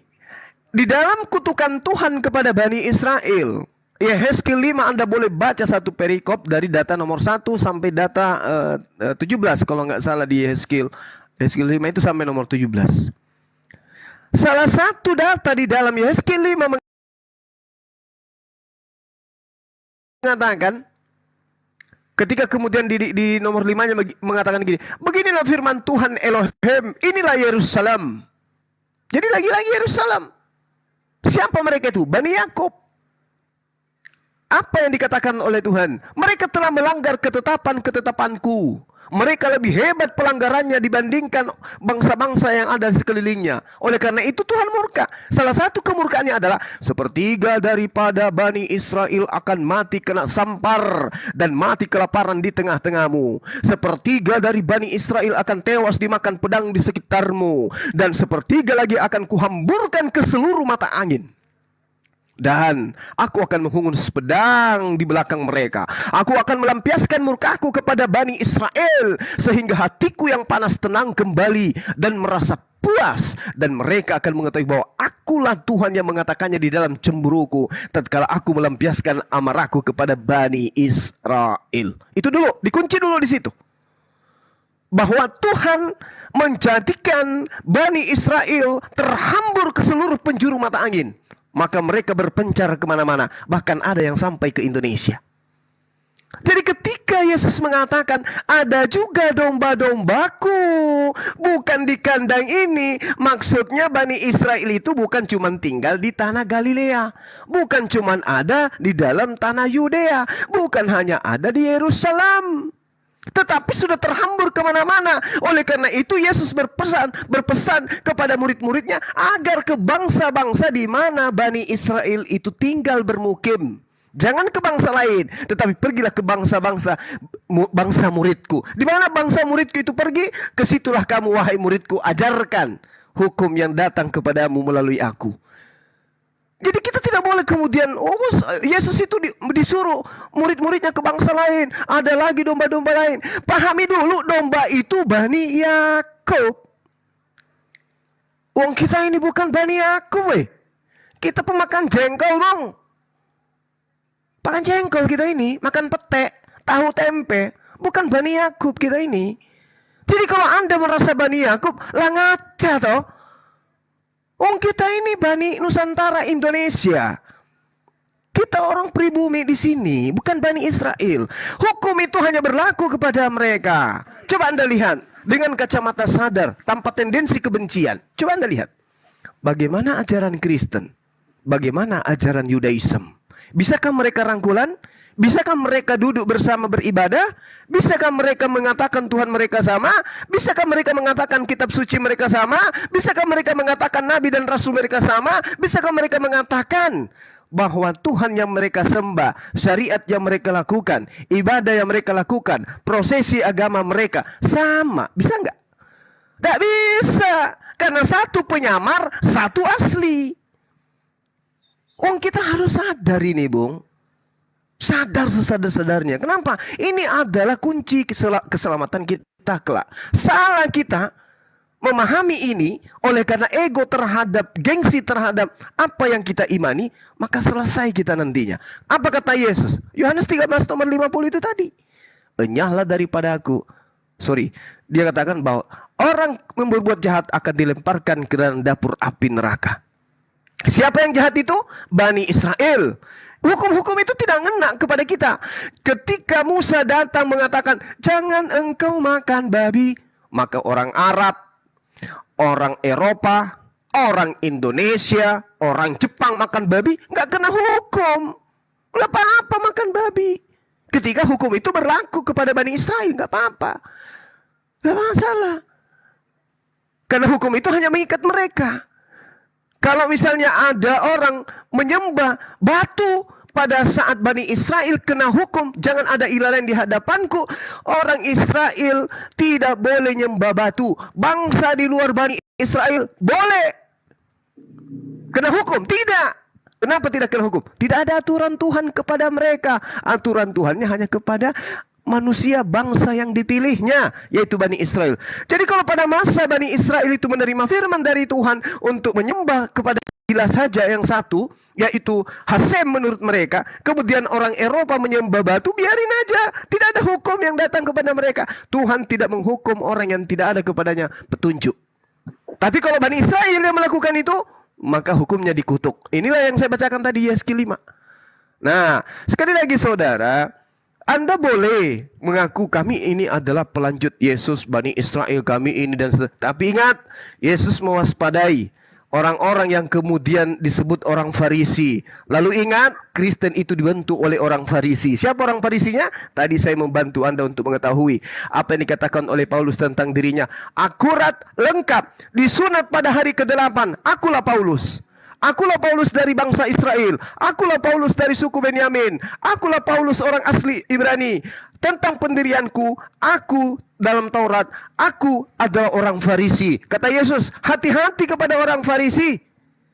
Orang Farisi menyeberangi lautan, menjelajahi daratan, mentobatkan orang non-Yahudi menjadi orang neraka. Dan 2 kali lebih jahat daripada itu. Satu-satunya orang Farisi yang mendirikan agama di luar Yahudi hanya Paulus, dan agama itu adalah Kristen. Dan Anda ada di dalamnya. Ini yang saya khawatirkan. Silakan.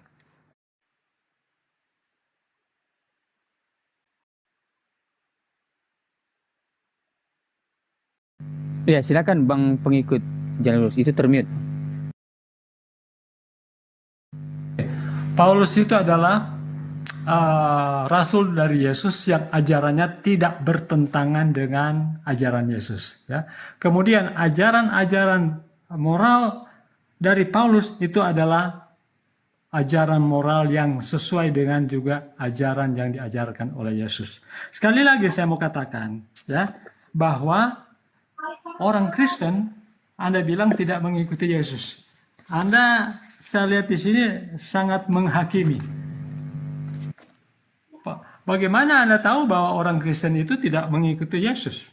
Sedangkan kami itu apa? Mengikuti ajaran Yesus. Apakah Anda tinggal bersama dengan orang Kristen? Apakah Anda tinggal dengan saya? Kemudian Anda sudah mengatakan bahwa orang Kristen itu tidak mengikuti ajaran Yesus. Anda kan tidak tinggal bersama dengan halo? Bisa didengar? Iya, sebentar. Iya, saya ingat dulu teman-teman yang di atas. Kalau ada teman-teman yang berbicara, tolong didengarkan aja gitu, tidak usah dipotong. Ya, mohon kerjasamanya gitu. Nah, kalau memang berkeras, ya saya turunkan aja gitu kan. Saya turunkan aja. Oke, lanjut Bang Penggigit. Oke, jadi Brother Suma tidak tinggal bersama dengan orang Kristen. Bagaimana Anda tahu bahwa orang Kristen itu tidak menuruti akan mengikuti akan perintah-perintah Yesus? Jadi Anda menghakimi, Anda sendiri tidak pernah tinggal dengan orang Kristen. Jadi Anda mengeneralisir. Tidak bisa Anda mengeneralisir ya. Kecuali mungkin Anda tinggal dengan seseorang orang Kristen, kemudian Anda perhatikan perilakunya, apakah dia menuruti akan perintah Yesus atau tidak. Sekali lagi ya, saya mau katakan bahwa hukum moral itu adalah universal. Sebab kalau misalnya hukum itu hanya untuk orang Israel, bagaimana dengan Nabi Adam, kemudian Ibrahim? Apakah Ibrahim itu orang Israel? Bagaimana Allah akan menghakimi kalau tidak ada hukum? Pastilah hukum itu adalah universal. Karena Allah yang kita sembah ini adalah Allah untuk semua bangsa. Nah, memang tadinya orang Israel itu dikhususkan ya, bangsa pilihan Allah. Tetapi ketika mereka melanggar, ketika mereka menolak akan juru selamat, maka keselamatan ini diberikan apa? Kepada bangsa-bangsa yang lain juga. Jadi bukan hanya cuma bangsa Israel, tapi semua bangsa bagi yang apa? Menuruti akan perintah-perintahnya. Jadi kalau mau bilang orang Kristen itu tidak mengikuti Yesus, mungkin itu sangat keliru, mengeneralisir ya. Karena memang ada juga ya orang Kristen yang mengaku Kristen tapi dia tidak mengikuti ajaran Yesus ya. Hanya ya katakanlah Kristen KTP. Tapi bagi saya secara pribadi tentunya saya mengikuti akan ajaran Yesus ya. Saya kira demikian, brother. Mungkin kita sudah bisa ke closing statement ya, karena waktunya sudah lat. Kemudian saya juga sudah low bed ini. Baik Bang, sekali lagi Bang, abis ini kita closing, boleh ya? Ya, silakan. Oke, baik. Saudara saya mengatakan bahwasanya Bang Suma itu tidak ngerti tentang Kristen karena Bang Suma nggak pernah tinggal sama orang Kristen. Nggak perlu saya tinggal dengan orang Kristen Bang untuk mengetahui bahwa Kristen itu seperti apa. Nggak perlu. Intinya Kristen ini adalah agama yang didirikan oleh orang Farisi, agama yang sudah dinubuatkan di dalam Matius 23 nomor 15. Waspadalah, celakalah engkau wahai orang Farisi. Kita mendengarkan tadi orang Farisi siapa? Paulus. Waspadalah engkau wahai ahli Taurat. Siapa orang ahli Taurat tadi? Paulus. Jadi semua tertuju kepada beliau. Dan memang beliau inilah yang kemudian pengikutnya pertama kali kemudian disebut Kristen di Antioquia. Nggak bisa kita lari dari sana, nggak boleh. Karena itu data. Di dalam Kisah Para Rasul 11 jelas itu dikatakan. Nah, lalu kemudian ketika Anda melihat Yesus ini di dalam pengajaran kitab saudara, Galatia 4 nomor 4, dia mengatakan Yesus itu adalah hamba Tuhan atau utusan Tuhan atau manusia, anak manusia atau rasul Tuhan yang takluk kepada hukum Taurat. Artinya Yesus tidak membatalkan, tetapi Yesus kemudian yang taat kepada hukum Taurat. Kebalik. Berarti Yesus ini adalah makhluk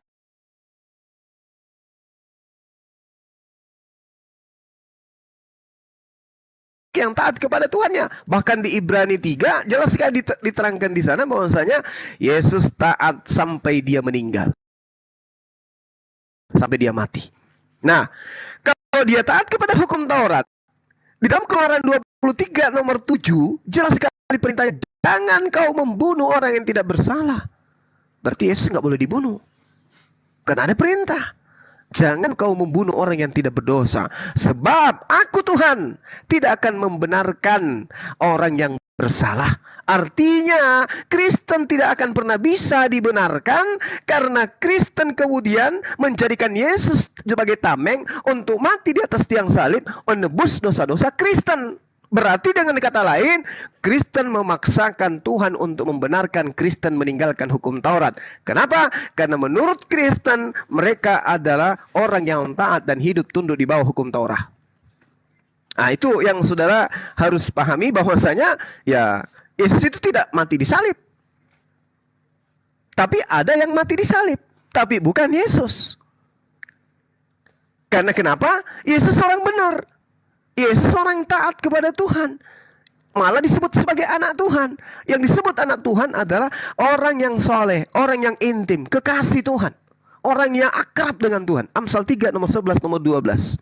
Amsal 11 nomor 8. Orang-orang yang diselamatkan dari kesukaran. Orang yang benar diselamatkan dari kesukaran.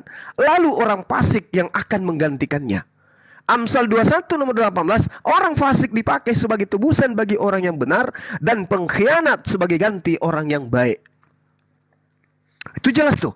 Penyaliban itu ada, tapi bukan orang yang benar. Pembunuhan itu ada, tapi bukan penjahat, tapi orang fasik.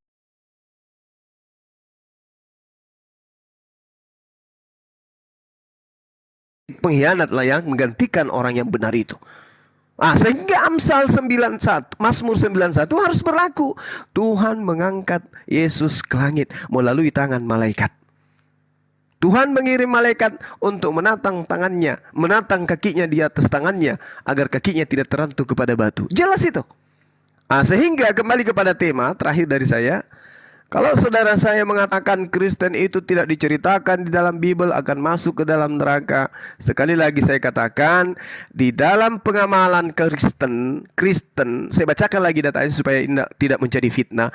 Tetapi sekarang kita Kristen telah dibebaskan dari hukum Taurat. Satu, saya ulang.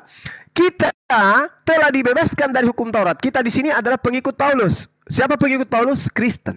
Sebab kita telah mati bagi dia yang mengurung kita. Sehingga kita sekarang melayani dalam keadaan baru menurut roh. Dan bukan lagi dalam keadaan lama menurut hukum Taurat. Jadi kesimpulannya, Kristen adalah satu kumpulan manusia yang tidak lagi hidup di dalam hukum Taurat, tetapi apesnya mengaku sebagai pengikut Bani Israel yang kudu wajib melaksanakan hukum Taurat sampai selama-lamanya. Karena Yesus mengatakan dalam Lukas 16:17, lebih mudah langit dan bumi lenyap daripada setitik dari hukum Taurat. Lalu kemudian Yesus mengatakan, barang siapa yang meniadakan hukum Taurat meskipun yang paling terkecil dan mengajarkan kepada orang lain, maka dia akan menempati tempat terhina di dalam kerajaan langit. Sekali lagi, kata Paulus, kita telah dibebaskan dari hukum Taurat. Artinya, Paulus membatalkan segala hukum Taurat, membebaskan orang Kristen dari hukum Taurat, dan hidup menurut bukan lagi aturan lama yaitu hukum Taurat, tetapi menurut keadaan baru yaitu roh. Dengan demikian, menurut Yesus, orang-orang ini, sekali lagi sekatakan, orang-orang ini yaitu adalah Kristen yang pengikut Paulus akan melenggang menuju kepada tempat yang paling hina di dalam kerajaan langit. Demikian, silakan. Oke, terima kasih. Sekali lagi saya mau bantah bahwa Paulus bukan mendirikan agama Kristen. Apa artinya Kristen? Kristen kan artinya pengikut Kristus. Jadi tidak pernah Paulus mendirikan agama Kristen. Tetapi ketika mereka itu menjadi pengikut-pengikut Yesus, maka mereka menyebut atau memanggil orang Kristen sebagai pengikut Yesus atau Kristen. Jadi Paulus tidak pernah mendirikan agama Kristen. Tetapi karena mereka itu adalah pengikut Kristus, ya, sehingga mereka disebut Kristen, dari Christian. Sama dengan Muhammadian, kan pengikut Muhammad. Kalau Kristen itu berasal dari apa? Christian, berarti apa? Pengikut Yesus. Dan Paulus tidak pernah mendirikan agama Kristen. Tetapi ketika mereka menjadi pengikut Yesus, ya, maka mereka disebut orang-orang Kristen. Kemudian selanjutnya ya, kenapa Yesus disalib? 4 Injil mengatakan Yesus disalib. Anda mengatakan orang yang tidak berdosa memang tidak patut dihukum. Betul. Yesus itu tidak berdosa itu. Dia berdosa kenapa? Karena menanggung dosa umat manusia. Dan yang menyerahkan dirinya kepada penyaliban itu bukan siapa-siapa, bukan orang Kristen, bukan Paulus, tetapi Yesus sendiri yang menyerahkan nyawanya. Dalam Matius 20 ayat 28 ya, sering saya sudah bacakan itu. Yesus memberikan nyawanya menjadi tebusan bagi banyak orang. Dan ini memang dikonfirmasi oleh Petrus maupun Paulus ya, dalam Efesus 1 ayat 7. Sebab di dalam dia dan oleh darahnya kita beroleh penebusan, yaitu pengampunan dosa. Kemudian juga 1 Petrus 18:19 demikian. Sebab kamu tahu bahwa kamu telah ditebus dari cara hidupmu yang sia-sia, yang kamu warisi dari nenek moyangmu. Itu bukan dengan bara yang fana, bukan pula dengan perak atau emas, melainkan dengan darah yang mahal, yaitu darah Kristus yang sama seperti darah anak domba yang tak bernoda dan tak bercacat. Dan Yohanes juga mengatakan ya, bahwa Yesus sendiri apa? Menyerahkan nyawanya. Jadi Yesus sendiri yang menyerahkan nyawanya atas perintah siapa? Ya, atas perintah Bapaknya. Karena Yesus kan tidak berbuat sesuatu tanpa perintah Bapa. Jadi apa yang Yesus katakan itu atau lakukan itu atas tentunya apa? Perintah Bapa. Dan sekali lagi ya, Paulus tidak pernah membatalkan hukum Taurat. Dalam Roma pasal 3 ayat 31. Jika demikian, adakah kami membatalkan hukum Taurat karena iman? Sama sekali tidak. Sebaliknya kami meneguhkannya. Itu sebabnya orang Kristen saat ini tetap memelihara akan hukum Taurat. Walaupun tentunya tidak bisa dipungkiri ada juga orang-orang Kristen apa? Melanggarnya. Demikian saudara, bro. Mungkin itu closing statement saya ya. Iya. Mungkin itu closing statement saya. Silakan, Bro. Baik. Saya closing berarti ya teman-teman. Sekali lagi saya katakan kepada teman-teman sekalian, bahwasanya kalau kita mencari data di dalam kitabnya saudara Kristen, bahwa Yesus itu diutus untuk seluruh umat manusia, itu menurut Yesusnya nggak ada. Menurut Yesus sendiri itu nggak ada. Sementara yang diminta untuk dipercayai adalah Yesus, bukan orang-orang yang ada di sekeliling Yesus. Sehingga solusi yang ditawarkan kemudian oleh Al-Quran adalah mengimani adanya utusan Tuhan yang kemudian datang sebagai penuntun manusia kepada jalan kebenaran, yang mana keberadaannya itu diutus kepada seluruh umat manusia. Nah, kita kalau ingin menjadi seperti saudara kita yang Kristen ini, ya kalau hanya berbekal kemudian doktrin dogma boleh. Tetapi kalau kita mencari data bahwa keberadaan daripada Yesus itu adalah untuk seluruh umat manusia, itu tidak akan pernah bisa kita temukan. Kecuali perintah di dalam Matius 28 nomor 19 adalah bahwa Yesus itu menginginkan memberitakan Injil kepada setiap makhluk gitu ya. Beritakanlah Injil kepada seluruh umat manusia dan seterusnya. Tetapi data itu kemudian akan mempersulit kita, disebabkan karena apa yang dipraktekkan teman Kristen hari ini itu tidak sesuai dengan pengajaran Yesus. Contoh nih, di dalam Matius 28 nomor 19, karena itu pergilah, jadikanlah semua bangsa muridku, dan baptislah mereka dalam nama Bapa dan Anak dan serta Roh Kudus. Oke, itu misalnya dijalankan. Tetapi coba lihat teman-teman Kristen, di data nomor 20-nya. Dan ajarlah mereka melakukan segala sesuatu yang kuperintahkan kepadamu. Apa yang kita lihat hari ini terhadap orang Kristen? Perintahnya yang pertama adalah pergilah, jangan ke bangsa lain. Kedua, perintahnya yang kedua adalah menyembah hanya kepada Tuhannya Nabi Musa. Ketiga, perintahnya adalah jangan menghilangkan hukum Taurat meski setitik pun, meskipun yang paling terkecil. Dan yang keempat, ibadahnya jelas. Bagaimana kemudian prosesi ibadah yang dijalankan oleh Yesus, sujud, sama seperti umat Islam sujud di dalam beribadah. Nah, ini yang membuat kemudian kita tidak menemukan pola ini. Dalam arti kata, berita untuk diperintahkan menjadikan semua bangsa murid, itu harusnya menjadi Bani Israel semua, menjadi pengikut Taurat semuanya, kalau itu yang dijadikan sebagai acuan. Tapi lagi-lagi kita akan terkendala. Kenapa? Taurat itu hanya untuk Bani Israel, data demi data disajikan. Jadi memang tidak ada jalan untuk menjadi Kristen, sebenarnya itu tidak ada jalan kecuali doktrin dan dogma. Tapi kalau data nggak bisa. Kenapa? Kita mau mengikuti Kristen, tidak ada ajaran Yesus aku diutus hanya kepada seluruh umat manusia, nggak ada. Kemudian kita mengikuti untuk dibaptis. Ajarlah mereka melakukan segala sesuatu yang kuperintahkan kepadamu. Yang diperintahkan itu ya hukum Taurat. Sementara Kristen tidak menjalankan itu. Mulut mengatakan yes, tetapi polanya tidak sama sekali. Jangan ada ilah lain. Mereka malah membuat ilah dari bentukan manusia dengan konsep bahwa Tuhan datang inkarnasi. Padahal ajaran inkarnasi itu adalah ajaran politeisme, ajaran Helenisme, dewa, menjelma, inkarnasi, dan seterusnya. Tidak disifati oleh ajaran samawi, ajaran para nabi.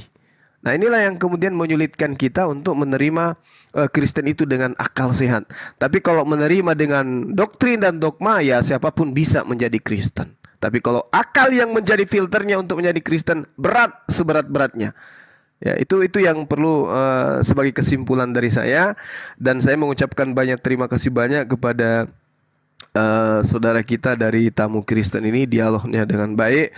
Saya minta maaf ketika ada kata-kata yang keliru, dan juga kepada host, salam kenal Bung. Oke, Anda sama-sama, luar biasa. brother, ya. Oke, Terima kasih, saudaraku. Oke, kepada thank you, Brother Suma sama-sama. dan juga host dan juga Iya, rekan-rekan iya. yang lain. Oke, shalom ya. Baik, silakan.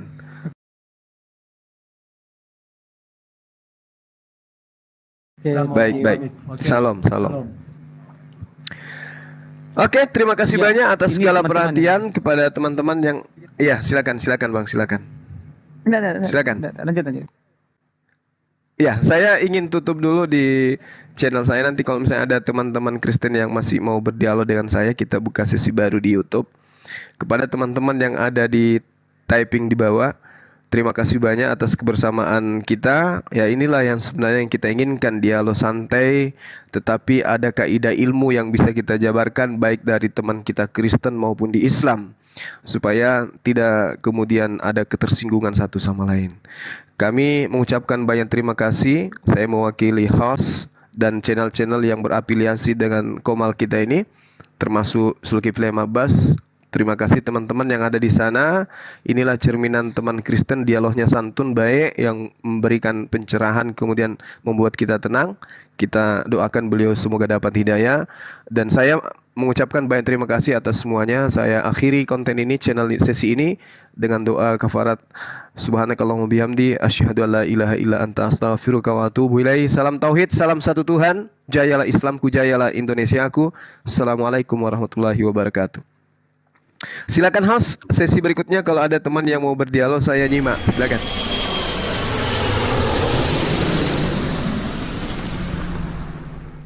Iya,